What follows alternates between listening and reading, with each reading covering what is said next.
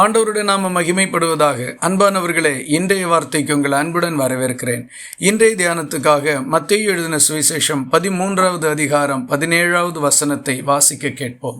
அநேக தீர்க்கதரிசிகளும் நீதிமான்களும் நீங்கள் காண்கிறவைகளை காணவும் நீங்கள் கேட்கிறவைகளை கேட்கவும் விரும்பியும் காணாமலும் கேளாமலும் போனார்கள் என்று மெய்யாகவே உங்களுக்கு சொல்லுகிறேன். இயேசு தம்மை சுற்றி நின்ற ஜனங்களுக்கு போதிக்கின்ற போது, உங்கள் கண்கள் காண்கிறதுனாலும் உங்கள் காதுகள் கேட்கிறதுனாலும் அவைகள் பாக்கியமுள்ளவைகள் என்று சொன்ன இயேசு, அநேகம் தீர்க்கதரிசிகளும் நீதிமான்களும் இவைகளை காணவும் கேட்கவும் விரும்பியும் அவர்கள் காணாமலும் கேளாமலும் போய்விட்டார்கள் என்று சொன்னார். இயேசு சொன்னதனுடைய கருத்து என்னவென்றால், இயேசு கிறிஸ்து இந்த பூமியில் மீட்பராக பிறப்பார் என்றும் அவருக்குள் பூமியின் ஜனங்கள் ஆசீர்வதிக்கப்படுவார்கள் என்றும் தீர்க்க தரிசனமாக உரைக்கப்பட்டவைகளை அறிந்திருந்த தீர்க்க தரிசிகள் தங்கள் நாட்களில் அதை காண வேண்டும் என்று விரும்பினார்கள். ஆனால் அவர்களுக்கு அந்த வாய்ப்பு கிடைக்கவில்லை.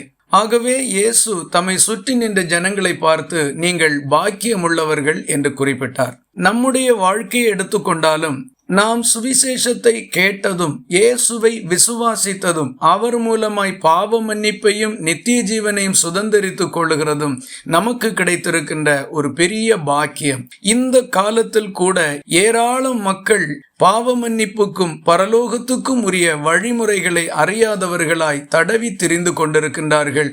அநேகர் அப்படியே தங்கள் வாழ்க்கையை முடித்து கொண்டும் இருக்கின்றார்கள். நமக்கு கிடைத்த பாக்கியம் மிக மேலானது. அப்படியே கிறிஸ்து இயேசுவை பின்பற்றினது நிமித்தம் நாம் பெற்றுக்கொண்ட சமாதானம், நன்மைகள், உயர்வுகள், ஆசீர்வாதங்கள் இவைகள் எல்லாமே பாக்கியம் உள்ளவைகள்.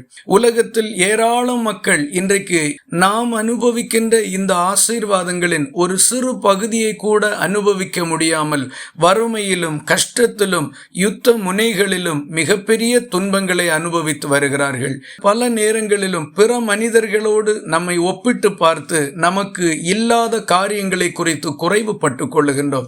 நம்மில் இருக்கின்ற நிறைகளை பார்க்க தவறி விடுகின்றோம். ஆகவே இல்லாதவைகளை குறித்து வருத்தப்பட்டு சஞ்சலப்படுகிறதை தவிர்த்து தேவன் நமக்கு கொடுத்திருக்கிறதையும் அவருக்குள் நாம் பெற்றிருக்கின்ற இந்த மேலான சிலாக்கியத்தையும் நினைத்து நன்றியுள்ளவர்களாய் வாழுவோம். மெய்யாகவே நாம் பாக்கியம் உள்ளவர்கள்.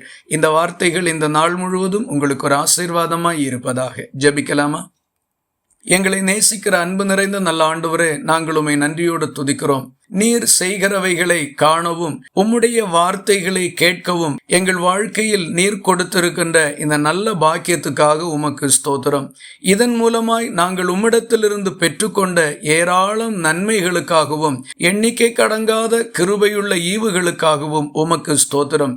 இல்லாதவைகளுக்காய் வருத்தப்படுகிறதை தவிர்த்து நீர் தந்த நன்மைகளை நினைத்து நன்றியோடு உம்மை துதித்து முன்னேற எங்களுக்கு உதவி செய்தருளும். ஜெபத்தை கேட்டதற்காக ஸ்தோத்திரம். இயேசு கிறிஸ்து மூலம் வேண்டிக் கொள்கிறோம் எங்கள் அன்புள்ள நல்ல பிதாவே. ஆமீன். கர்த்தர் தாமே உங்களை ஆசீர்வதிப்பாராக.